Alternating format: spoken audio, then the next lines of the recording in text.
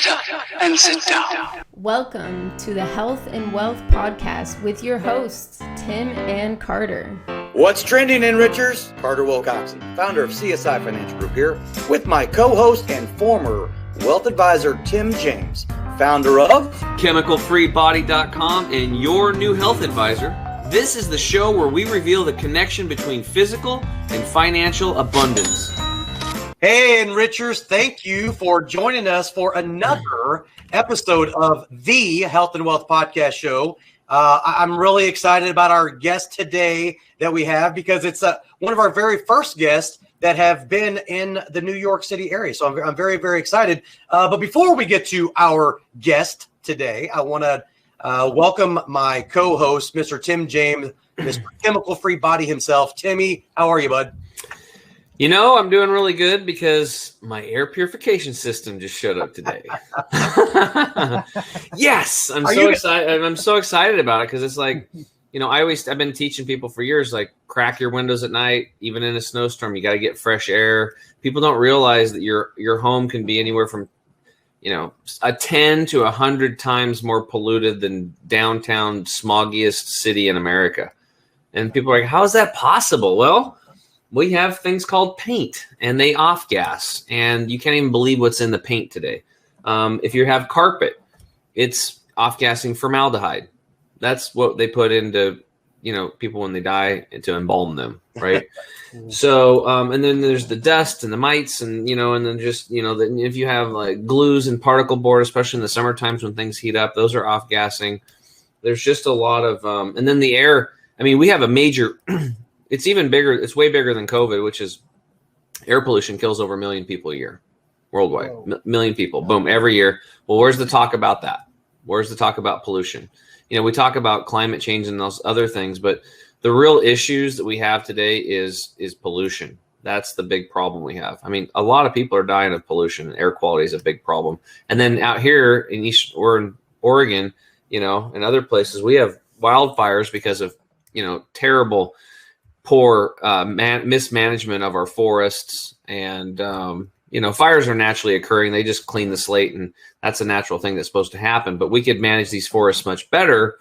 There's other places around the world where people, like lots of people, live in the mountains in even drier conditions than way Oregon is, and they manage their forests beautifully, and they're able to harvest, create revenue, and create incomes and for families and stuff like that. And they don't have to worry about, you know, California or Oregon burning down every year.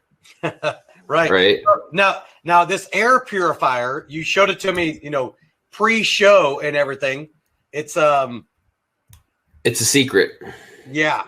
It is a secret. So we're not going to give a plug or anything. Is that it's a secret air conditioner? Or not air conditioner, but it's a secret air purifier. But I've done a lot of due diligence and homework on it. Let me do my due diligence and do our testing on it, and then if it passes the Tim test, then we're actually planning on actually putting it on the website at ChemicalFreeBody.com, because our goal originally was to have the best air purifiers, the best water purification, the best supplements to purify the body, and detox products, and you know, and so on and so forth. So all these categories, we want to be the place where people can go, where they can trust that somebody's, you know, all this stuff, I'm doing it for me. All right. And I'm a freak about this stuff because, and actually not really a freak. I just want to live a healthy lifestyle, and we live in a crazy world. I'm just trying to live a natural way in a crazy world. That's all it really boils down to. Yeah. There you go. So, without further ado, I want to bring in, our guests today on the Health and Wealth Podcast Show. Enrichers, get ready to learn about Marlon Altoe. Marlon, how are you doing out there in Brooklyn, New York? I'm great, and I'm excited to try one of these air purifying machines. I live in a tiny little box in Brooklyn. I'm sure there's plenty of lead paint from this 1929 building, so I'll be calling you about one of those boxes. Yeah, definitely, buddy. We're really happy that you were able to come on the show today, Marlon. I'm super excited to be here, and I can't wait to tell you a bit more about me. Oh, shit. Yeah. Well, hey, if it's any consolation, we hear you, we see you, so hopefully you can be able to hear us loud and clear out there. My computer just crashed a little bit, but if you can't hear me, we're all good. We're good to go. Yeah, we can hear you, so that's great. And Richards, look, you're probably listening to this from Spotify or Apple or whatever anyway. So if you go to the YouTube channel, you can see how live on demand recording, things happen. So it's all good. You never know what's gonna happen, huh? Yeah, All for details, sure. all the time. For sure. So, Marlon, if you don't mind, I want to go back, and we kind of sort of interviewed you about a month ago, and your backstory is very interesting and very compelling. So, in Richards, get ready to check this out. But Marlon, if you don't mind, let's go back to kind of sort of like how things started for you. And I know you've been around the world. So let's, give the nice maybe 15,000 foot view, not the 30. I mean, get a little bit deeper in, your backstory and how you got into the financial services business and the types of experiences that you've had throughout the world. All right, so it's a bit of a windy story. So I came to the United States as an exchange student from Brazil when I was 16. At the time, I came to California. I got a scholarship to go to one of the best conservatories in the country at the Houston Ballet Academy. And so I went to the Houston Ballet Academy. The school gave me a stipend and put me up to live on a small apartment that I rented from one of the donors of the company. And she, one day for my birthday, she said that she wanted to give me a gift that would kind of teach me a little bit, something for my lifestyle too. So she bought me $250 worth of mutual fund shares, and she said, taught me how to look at a newspaper. At the time, you could look at the ticker symbol in a newspaper and get excited about it. She said it had changed her life quite a bit, and she thought I should learn something. And so I became obsessed. The small stipend that I would get weekly, I would put half of it into the mutual funds that I did a bit of research on. I am sure over the years I made tons of mistakes. I'm sure I lost tons of money in the process, but I loved it. And I always invested for myself. I continue to work as a professional dancer. I travel all over the world, and we traveled a lot throughout Asia. I spent usually 8 months out of a year out of the country performing, but I would always be connected to the markets and always be investing. When I quit dancing in 2009, I decided to go back to school. I first went to Baruch College in New York, and then I started at Sorbonne in Paris. And my thesis coordinator put me in touch with an executive from Credit Suisse. They were launching their own hedge fund. So it was a alternative investment pool of money within Credit Suisse.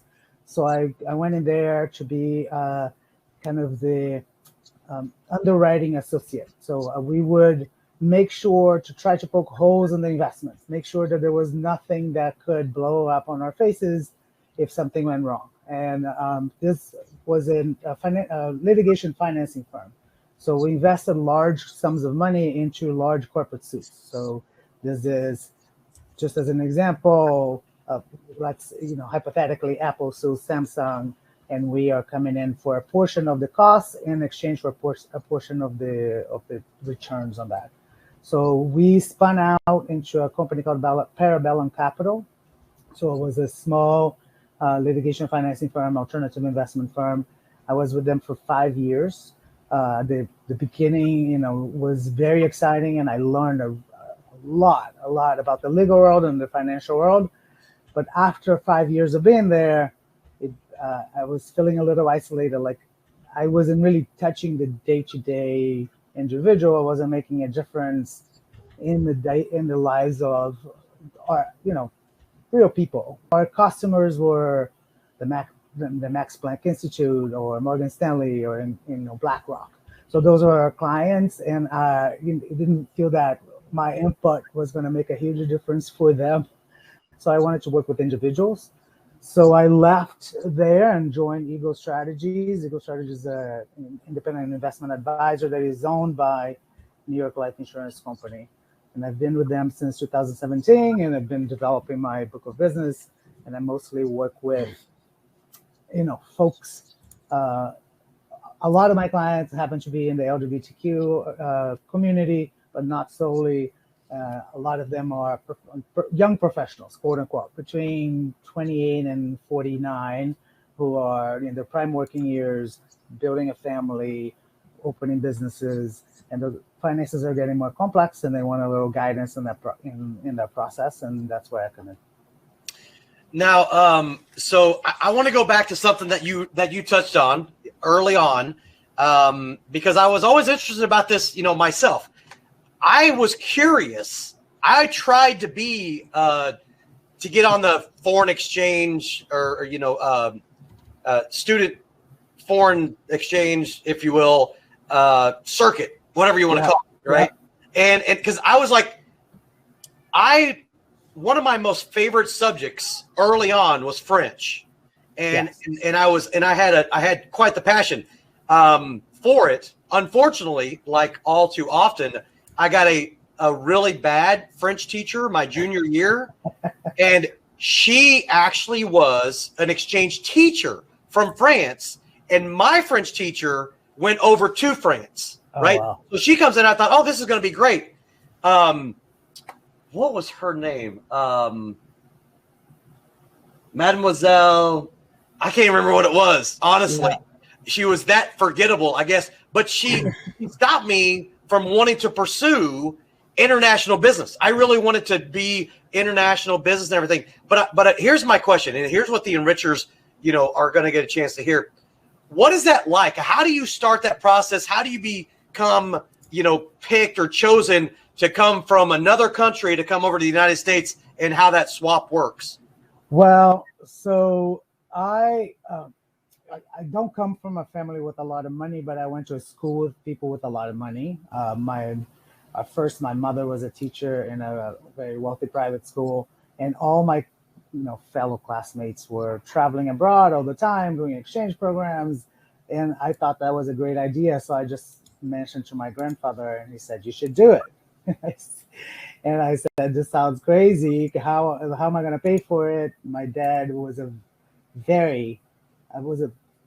strict penny pincher, and so there was no way I was going to convince him to pay for a program like this. Nonetheless, I was very curious. So I did a lot of research. So I called all organizations within my town that sponsored these programs, and I tried to figure out what I needed to do to participate in one of them. One of the requirements was speaking English, which I did not at all, not as big. And the other one was a certain financial commitment, which again, I didn't think I could make it happen, but my whole family kind of bothered my dad until he broke down and, gave in and provided me with the funds to do it. And I was sent to first San Diego, California. But as I said, I danced, so I wanted to be somewhere that it was more accessible for me to, get to dance classes, etc. And I happened to be neighbors with the president of the organization. It was called Pacific International Exchange. And he was my neighbor in La Jolla, California. So I knocked on his door. He happened to have a Brazilian student living with him as well. So I used a Brazilian student to translate for me and say, "Yo, this is really nice. I love this boat, but can you move me to LA?" So then they found me a family in LA, and I moved to LA and was there for a year. Then I went to Texas, as I said. So I hopefully I'm remembering this correctly. In Brazil, the main language is Portuguese. Is that right? That's correct. Yeah, everybody thinks we speak Spanish, but we don't. When my mom comes to visit, people try to speak to her in Spanish, and she just looks at me with a very bewildered look. It is, there are similarities for sure, but all like French, like Italian, they have similarities, but you have to be very familiar with them to be able to connect the dots. Yeah, well, I can tell you one of the coolest places that I ever got a chance to visit, and as you know, in the insurance world, if you're top of the table, producer or whatever, you can go on some really, really cool incentive trips, right? Oh yeah. Well, one of the coolest trips I ever took, and in fact, me and my wife to this day talk about how we would go back there, for sure, time and time again. The food was awesome, the culture was awesome. Was Lisbon, Portugal. And Lisbon is beautiful. yeah, and I had no idea. I mean, people don't think about going to Lisbon, Portugal when they think, a tropical area, so to speak, right? Yeah. Well, Lisbon is absolutely beautiful, but I'll tell you this: Brazilians and the Portuguese can barely understand each other either. Our accents are extremely different. I'll give you an example. When I was living in France, I had my super was French. She was Portuguese, and I wanted to be polite. I wanted to introduce myself, spoke to her in Portuguese. She wouldn't understand me, so she would reply to me in French. I would start speaking French, and then she would forget. She would start speaking Portuguese. I would reply in Portuguese. She wouldn't understand me. We'd go back and just dance forever. We never really made any sense. Yeah, the accent is very different from Brazil to Portugal. Is it the dialect that makes it difficult? Well, it's not only its pronunciation, its dialect, and it's also verb conjugation. So, for example, we in Brazil use você. Você is short for Vossa Senhoria. It's an honorific kind of conjugation that was used only for high placing people in the government. However, in Brazil, that's the conjugation we use for everybody.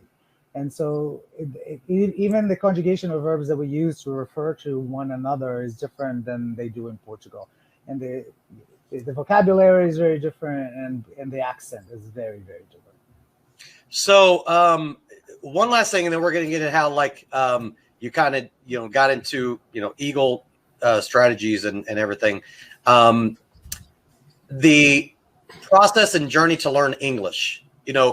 It feels like everybody knows English, but English is very unique, right? We have sarcasm, and we have innuendos, and we have there's so much uniqueness to it. I think that it would be difficult, I could imagine, but I'm just curious, what was your journey like to learning the English language?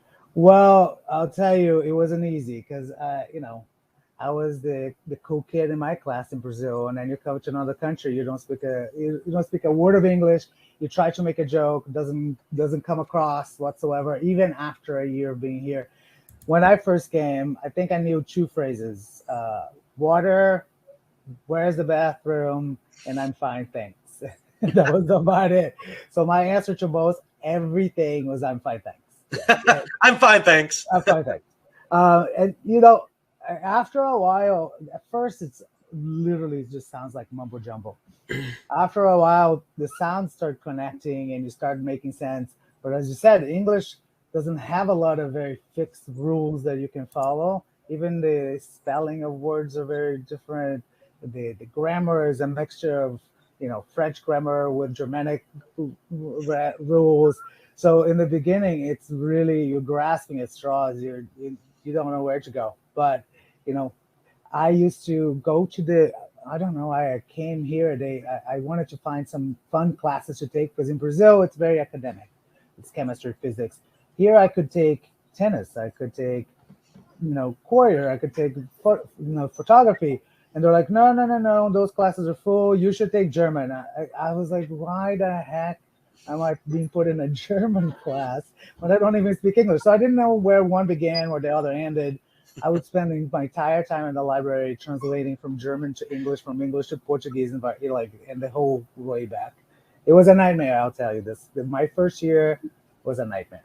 And kids are not the most accepting and understanding of humans. And when you're 16, 17, in their minds, I couldn't speak English. I was a complete idiot.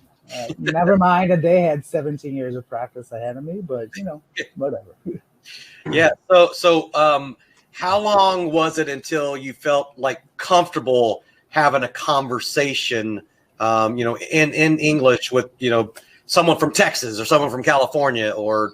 Well, I'll tell you, so it's all very relative, right? Because now when I remember that time, I remember me actually saying phrases that made sense, but it was probably a lot of words put together in random order that didn't make a lot of sense, right?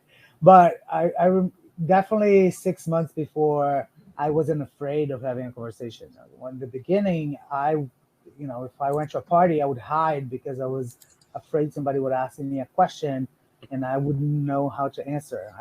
And after 3 months, sometimes you knew what the answer was in your head, but then when you went to say it, it all came out wrong. After 6 months, you could start to put together kind of sentences and make mistakes for sure, but be understood. Yep. After a year, you were more comfortable. But even after that, I remember when I moved from California to Texas, and then I would encounter somebody who had a thick Texas accent, I was lost there too. So it was a new period of readaptation. Yeah. Oh, well, so let me ask you, speaking of accents, and I know we're coming up on a break here, Tim, James, and everything, and you might want to ask something too, but what is it? Do I have an accent when you hear me talk? Does it sound like almost foreign to you? I mean, I wouldn't say foreign. Now it just sounds like you have an American accent. Right? Oh. You have an accent, but it's no longer foreign to me. But, I now speak with an accent in every language I speak. I speak 4 languages, and in each and every single one of them, I have an accent. I have an accent in Portuguese, in English, in French, or Spanish. Doesn't matter what it is that I speak. I'm going to sound like a foreigner. Even in my own native country now, I sound like a foreigner. So I'm embracing the accent. Carter, you might have to teach financial advisors how to speak 4 languages to increase their book of business. That's what I was just thinking. Totally. Well, easy. It's easy. It helps. It helps. Oh, I'll bet it helps. Yeah, because other financial advisors sometimes encounter a client that would prefer to speak in their native language, and then they call me, and I'll be more than help to oblige and to help. Yeah, it's huge. I remember when I was in the mortgage industry, there was people that spoke Spanish, and those loan officers had a big, long line of people out their door just to get served because they wanted to deal with somebody that spoke their language. So we're going to take a quick break. When we get back, we're going to get more into the life and times of Marlon Altoe. We'll be right back. Are you concerned about being able to get all of your affairs in order during this trying time? Are you troubled by what would happen if you ever became incapacitated? Maybe you've been procrastinating in the past to address these issues, but now, more than ever before, you know just how important it is to get everything documented. Well, don't worry, because we can get you taken care of right from the comfort of your own home. Welcome to the revolutionary My Life Card Plan estate plan processing platform, home of the last estate plan you'll ever need. We are very pleased you are here, and rest assured, we can offer you a complete estate planning experience regardless of where in the 50 states you may live. Our unique transformational system combines efficiency, convenience, and professional support at levels you never thought possible for setting up your estate plan. Moreover, we will provide you with powerful, user-friendly dynamics that put you in total control of your plan throughout your lifetime. Call us today at 888-316-6040 or go to www.csifinancialgroup.com, and our team of specialists will be there to assist you every step of the way.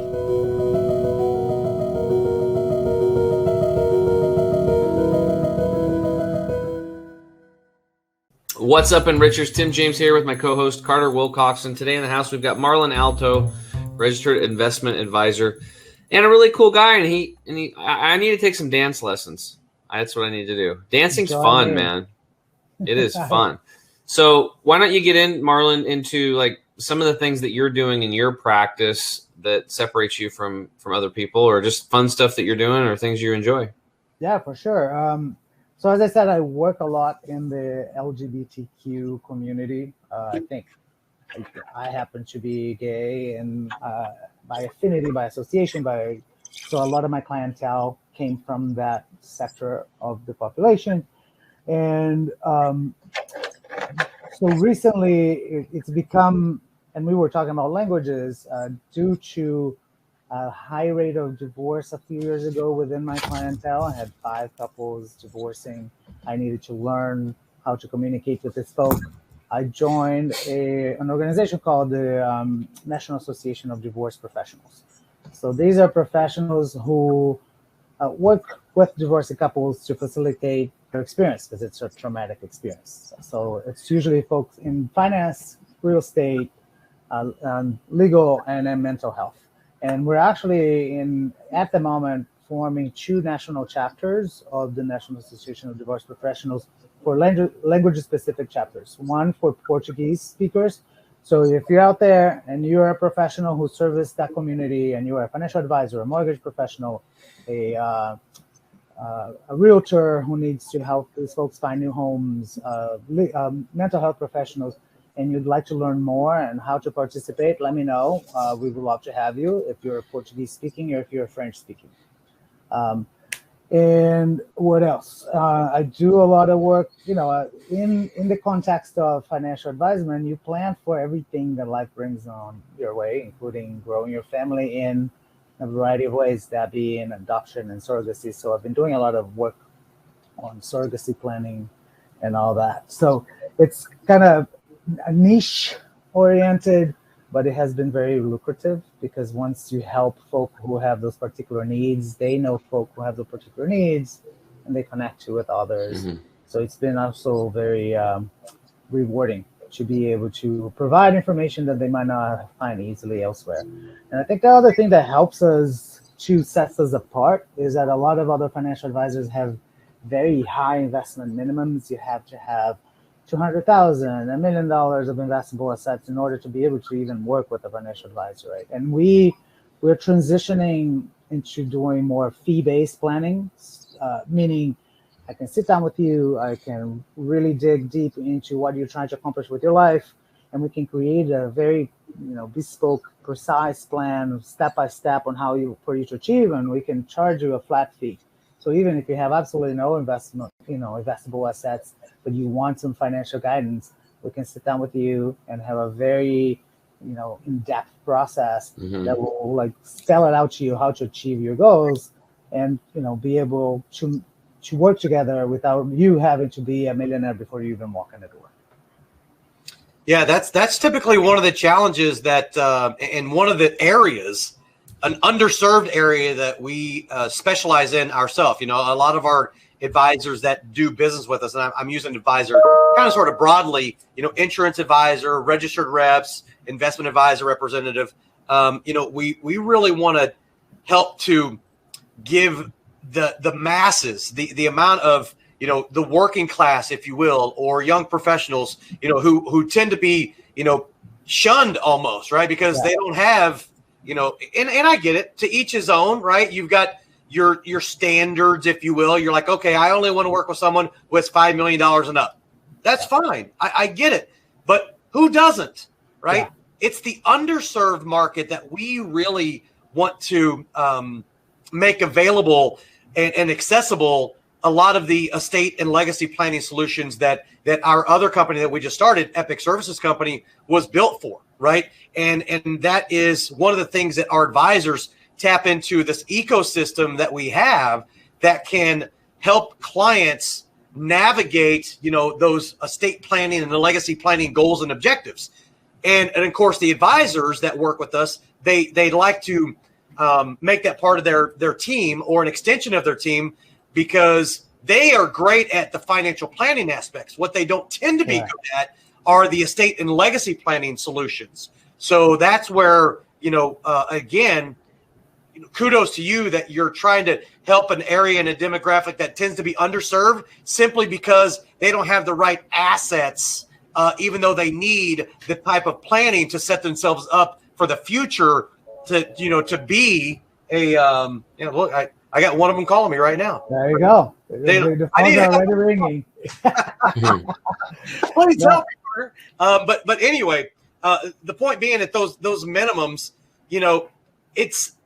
it's such a big blue ocean of people you can actually help. And again, I think that's what you're trying to accomplish, and why when we did this interview process originally, I think there's a lot of philosophical alignment there on helping a broader reach of people bring the type of expertise that they deserve as well. Just because they don't have, $5 million of investable assets, that shouldn't be the reason why they don't get that type of assistance.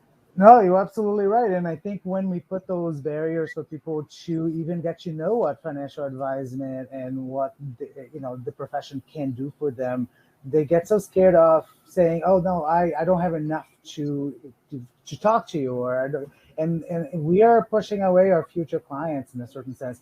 And I understand that, for an advisor, for example, that only works in an asset under management, structure where you have to be paid a small percentage of total assets under management. If that's the only way you're compensated, you're not going to make any money unless somebody is bringing in $1 million plus, right?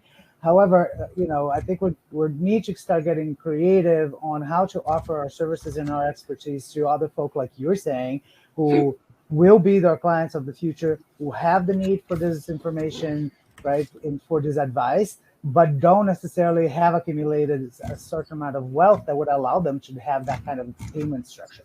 So we need to be a little more creative in our profession in order to achieve and reach more folk who absolutely could benefit from our advice. And you're absolutely correct. And this is also about partnership between registered financial advisors and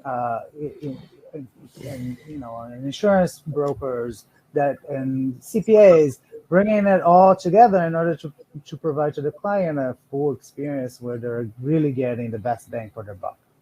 Yeah, and everything we developed was to basically create what we call a multidisciplinary team approach, right? Now the clientele that you work with, you said 49 is kind of like I'm almost aged out, by the way. I'll be 50 in January. No, the truth is I don't turn anybody away. It's just like when you run your analysis, right? So you see like where the majority of your clients fall. And the majority of the clients that I work with tend to be in their like primary working years, like in their 30s to upper 40s, but that's changing too due to referrals from them to their parents. And yeah. So now when I look at my book of business, I have what's the generation that was born before 1920, like the greatest generation. I have one client from the greatest generation.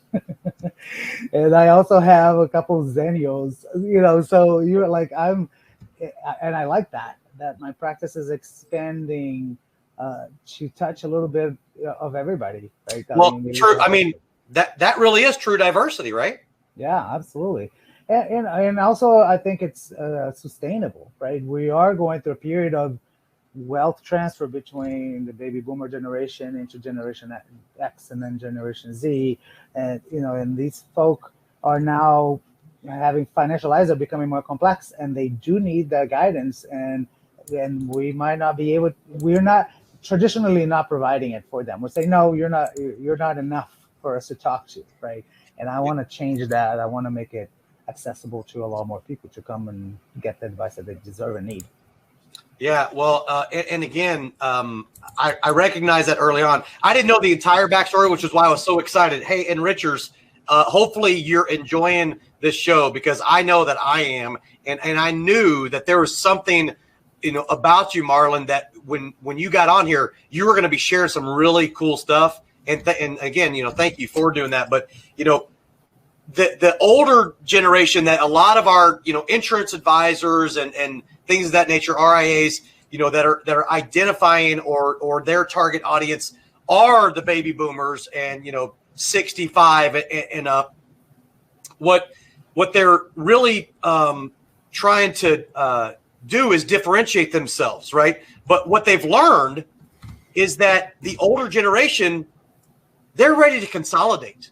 They don't want to have a whole bunch of different, centers of influence, so to speak, right? They want to have like a one-stop shop, one place, and I have one point of contact, and I go to that person, and then that person distributes out my goals and objectives, my needs, right? So that's what we've really done. We've created this virtual family office, if you will, that advisors can be able to simply tap into this ecosystem that we created. And it really is for the masses of people who deserve your word, right? Who deserve this type of specialties. Yeah, no, absolutely. I think you're correct. When you look back and the 80s and the 90s, diversification back then was like working with a broker from that company and then working with a broker from that company, because you think, well, the two people can't like put me in the wrong stuff, right?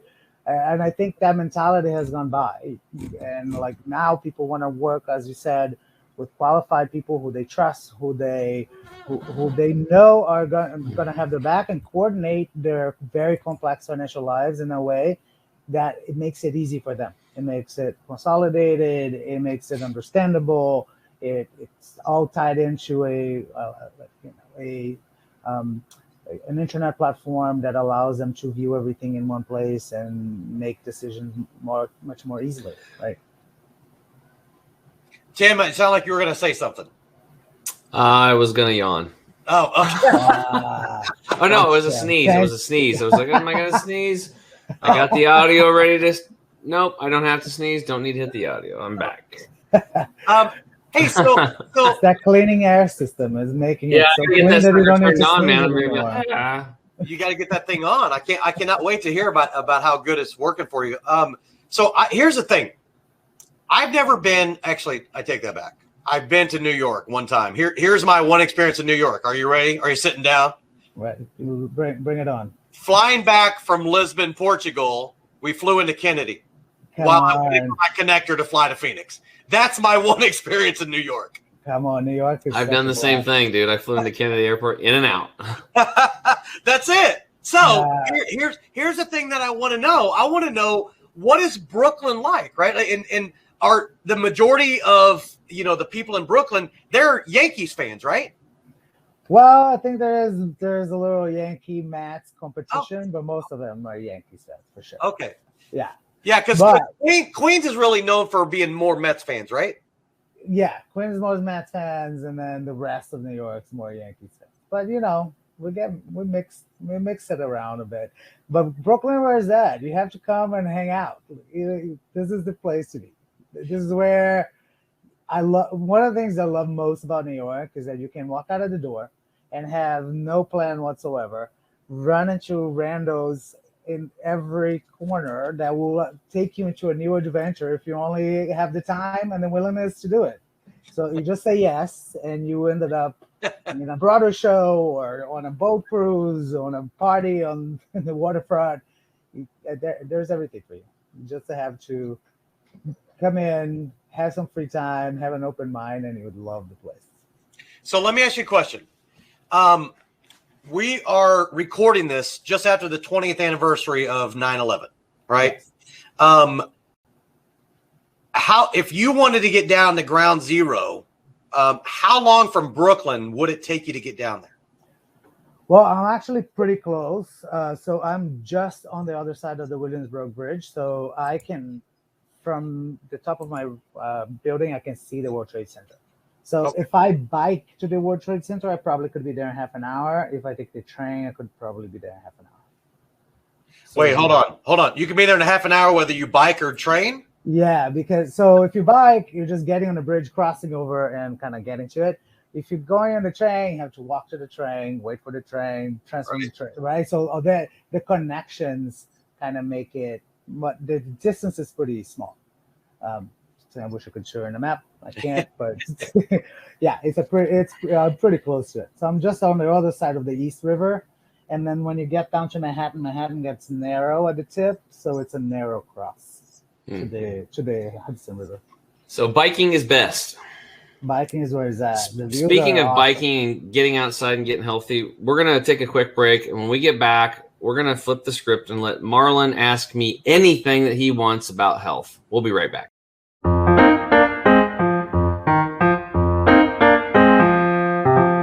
You want the absolute best for yourself, and you want it to be easy.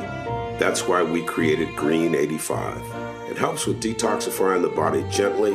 We're proud it's chemical-free, unlike almost all other supplements you'll find. Bottom line, Green 85 will get you healthier. We look forward to hearing what Green 85 did for you.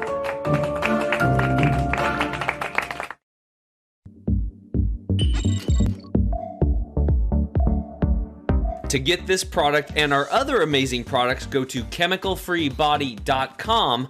That's chemicalfreebody.com.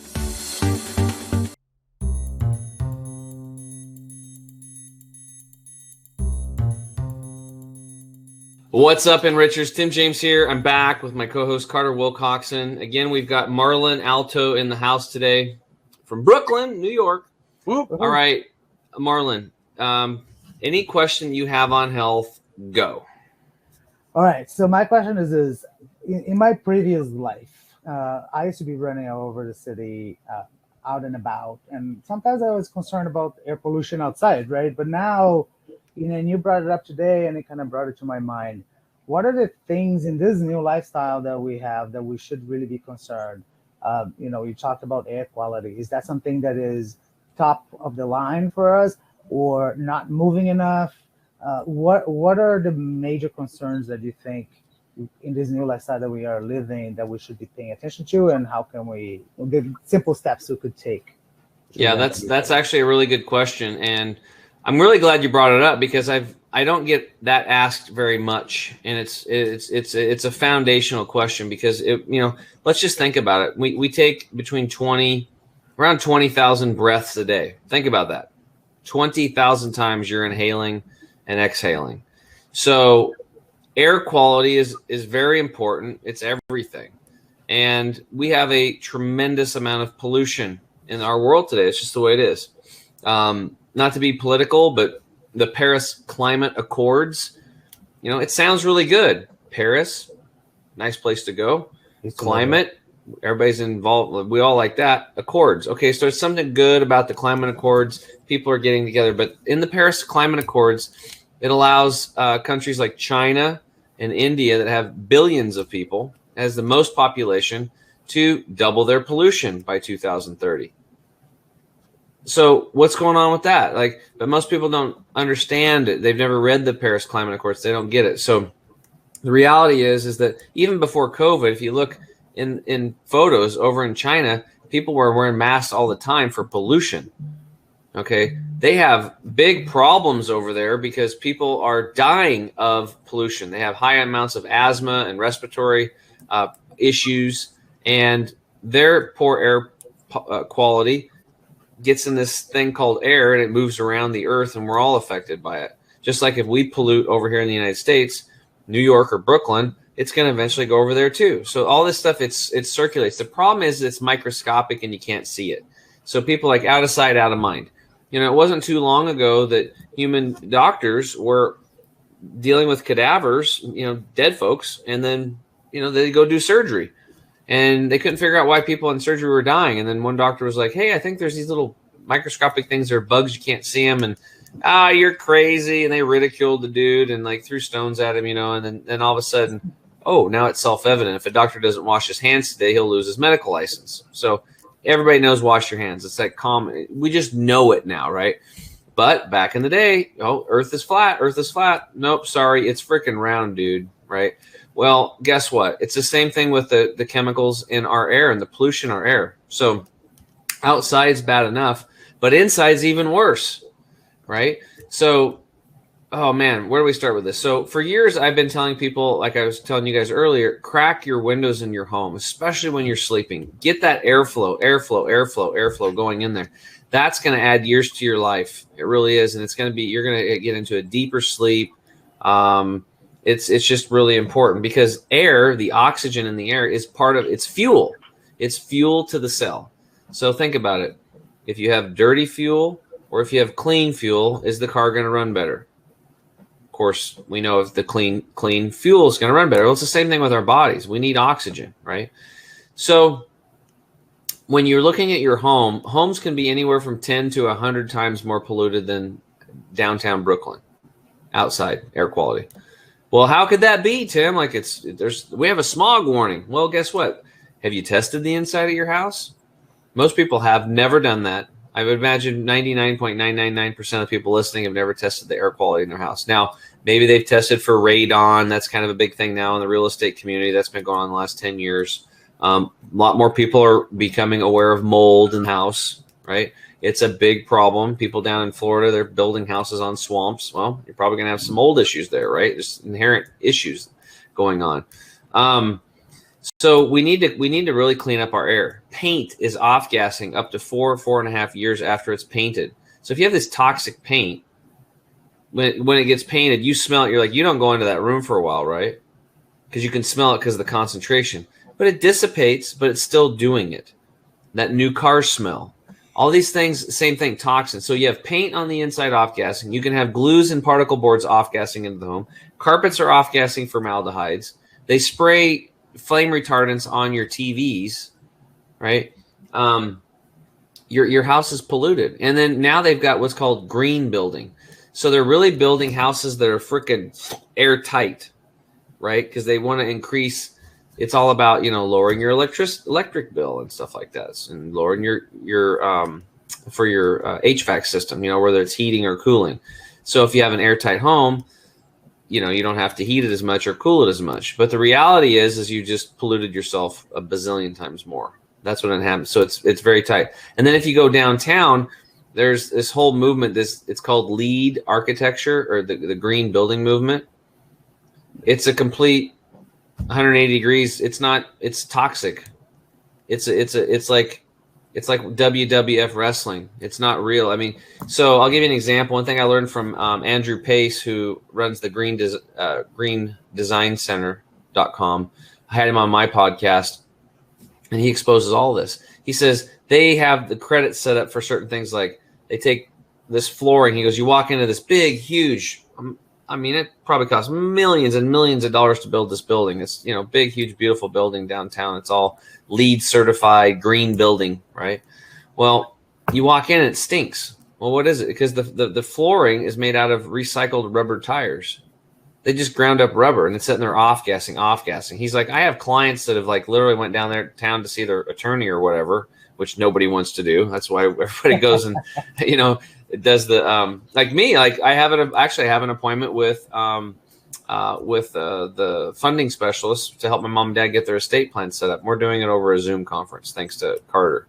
Right. So anyway, this gal's downtown seeing a lawyer or whatever. And she goes in and she has high sensitivities to chemicals, and she has to turn around and get out of there. She just her body started shutting down. So if it's shutting this highly sensitive gal down a lot, isn't it shutting all of us down a little bit? You're damn right it is. We're breathing in these no-see-um toxins, and what they do is they land on our mucous membrane in the back of our throat, and they go down into our gut, and they get into the intestinal tract and into the bloodstream. And they're also going in through our lungs 24/7, in, out. So, a lot of people out there are concerned about COVID. I get it. News is fear-mongering 24/7. But where's the talk about the 1 million people annually that are dying of air pollution? 1 million. 1 freaking million people are dying of air pollution. How come that's not a 24/7 news report? 1 million people are dying. A million. 1 million people are dying of air pollution. There's no interest in that. Or how about there's, over 800,000 children that are being abducted every year in the United States, over 1 million in Europe. There's another million kids are being abducted. 1 million people are dying of air pollution. There's no talk of that. There's no counter on the news channels, right? They feed us what they want to feed us. So, but what we can do is we can bring awareness to people, and then we can show people how to clean up their air. So number one is when you paint your room, you can go to the greendesignCenter.com and get some non-toxic paint, cover that crap up. And you can buy, if you have to have carpet, you can buy natural fiber carpeting. Or even better, don't do carpet, do some wool rugs and do some hardwood floors or some stone floors. Much better, natural. Then carpets are nasty anyway. They get other crap in there and mites and all this there's weird things that get in carpets. Carpets are gross. Anybody that's ever tore one up that's been in there for a long time, they're nasty. Yeah. I feel bad for the people that have to remove carpets and install them. I mean, those people are probably really sick because they're really exposed to all that stuff, right? So we have to clean up the environment. It's really simple. What you're talking about is we've gotten away from nature. What do you rather breathe in? You rather go into an old musty building and breathe that air or into your home, or would you rather be out in nature breathing that air? So what we teach people to do is give them the awareness and then give them tools and tactics to try to recreate as healthy, as natural and nature-based environment in their home as possible. And best way to do that, number one, is, purifying or cracking your windows all day and all night and letting Mother Nature get in there and clean the house out. I have a diffuser over there diffusing essential oils right now to clean the air. Lots of plants. Look up different plants. This is a home run. Plants are awesome. They are going to clean the air, literally, and there's certain plants that clean up certain things. These toxic chemicals that have names, they're words that are so long I can't even pronounce them. They're not good for you. These plants will eat them up and neutralize them, literally. There's ozone machines you can get and UV filters you can run into your HVAC system to clean and kill everything. Like that's what they should be doing for kids in at school, not putting masks on them and disrupting their oral microbiome and destroying their health for their whole future. But just put in UV systems in the HVAC and just clean the air. Anything that goes by it kills it all. Any virus that goes through it, dead. Just clean it up. I don't know what these simple fixes are just too. I guess they're just too simple. People don't want easy. We want pain and suffering, right? And then what I got here is I have an air filtration system, purification. So because I breathe 20,000 breaths a day, I take my health very seriously. I take my breath very seriously, and I suggest other people do the same. So I've got a standalone air purification system here that's for each room. Or a certain part of your home, you can do it. Or you can buy HVAC systems as well and do the whole house. Like I said, natural building products, non-toxic building materials, paints, these types of things. That's what we need to do. We need to get airflow. So those are some of the things you can do. And plants, lots of plants in there, because the byproduct of plants is oxygen.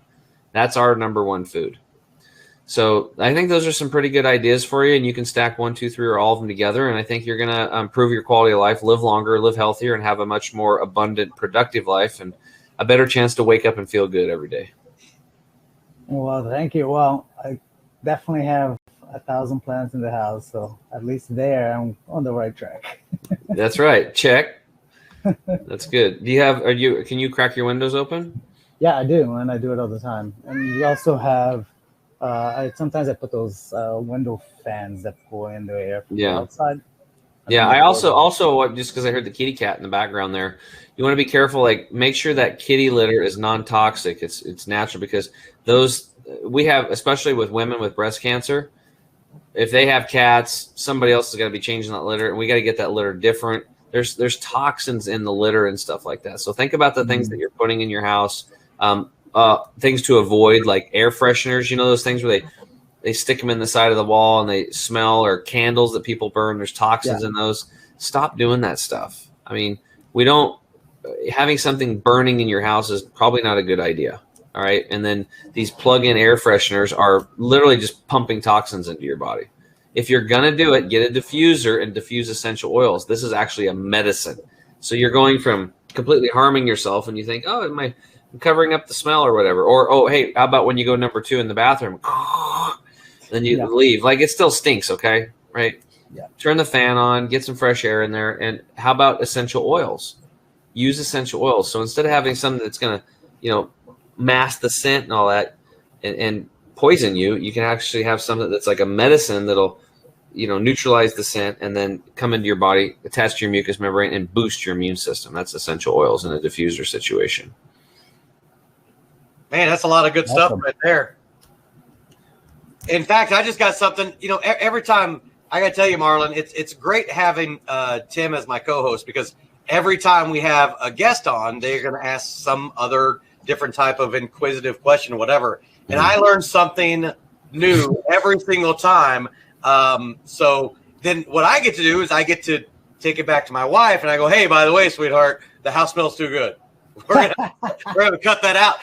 Christina's gonna be excited about that, don't you think, Tim? No more candles for her. No more. Yeah. Well, a candle from time to time, not a big deal, but you have to. What's the ingredients? What are the scents? Yeah. What are they chemical?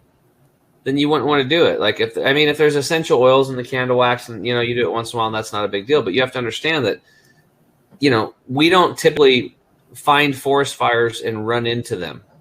Yeah. When you're around a campfire and the smoke blows your way, you don't stick your head further into it. You move away from smoke. Okay. So think about lighting candles. Why we're putting smoke into the air. But people don't like thinking about this stuff, because it's like, I don't want to give up my candles. Yeah. Right. I get it. It's like, I don't want to give up my food. Like, I don't want to give up. We have these patterns we're ingrained in. And people just like to stick to their patterns. Think about it. We like to get our gas at the same spot. We don't like to go, oh, there's a big line, I got to get my gas somewhere else. I don't like that. We like patterns. Deer like patterns. They eat. They go to the alfalfa field. They go to the creek. They have this patterns. They're very habitual. We like that. So anything out of the ordinary, we don't like change. But change is where all the fun stuff is. That's where the growth is. just got to stay on the edge a little bit. Nice. Awesome. Hey, well, Marlon, do you have anything else that you want to chat about or share with your audience? The enrichers want to be able to maybe get any type of a nugget. Obviously, we'll make sure we've got your contact information in there, how to be able to get in contact with you. We're reaching a broader, reach with our podcast and everything. So if there's anything last minute that you might want to share, here's your chance. Yeah, I mean, listen, since we're talking about health, I think I see this a lot is that people get stressed about their finances and they avoid them. They avoid them to the point where things start to fall apart, and then their stress level just go through the roof. I say, listen, just face ahead first, talk to somebody, reach out to people like us who can give you a little guidance. Don't be afraid to, work with a professional that might just help you just organize your life a little better, clean it up so you're breathing the correct thing. That goes through your air. It also goes through the inputs you're putting into your financial life and, putting things in order. So I say, don't be afraid of it. Educate yourself, talk to a professional, and, live a happier, healthier, less stress-free, more stress-free life. Nice. That's awesome. So, hey, Tim James, I really appreciated you being able to be on here, given that health aspect of it, because again, like I said, I learn something new every single time. So, thanks for Marlon for asking that question. And then one last thing, just as a reminder, again, if there's Portuguese or French-speaking professionals out there who like to collaborate and would like to learn more about the National Association of Divorce Professionals and how they can participate and benefit as well, of course, let me know. I'll be happy to put you in touch and see how we can take it from there. Perfect. Awesome. We'll make sure that we get that contact information whenever we release this. Enrichers, thank you for joining us again for another episode of the Health and Wealth Podcast Show. Make sure to like, share, and subscribe by going to our website, the Health and Wealth Podcast Show.com, where you can see all of our previous episodes and all of our other wonderful guests like Marlon Altoe. For my co-host, Mr. Tim James, chemical-free body himself, I am Carter Wilcoxon, CEO and co-founder of Epic Services Company and founder of CSI Financial Group. Thank you again. Have a wonderful day and live abundantly. Thank you all for joining us. Marlon, thank you so much for joining us today. Thank you, Marlon. Yes. Thanks for having me. This was a pleasure. Awesome. Pleasure is all ours. Everybody have a great rest of your day. Hey, Enrichers. Thanks for tuning in to another episode of the Health and Wealth Podcast. I'm your host, Carter Wilcoxon. And I'm your host, Tim James. And by God, we are committed to helping you guys have fat wallets, flat bellies. So tune in again for another episode and make sure to like, share, and drink a lot of water. Or beer. You have just listened to the Health and Wealth Podcast with Carter and Tim.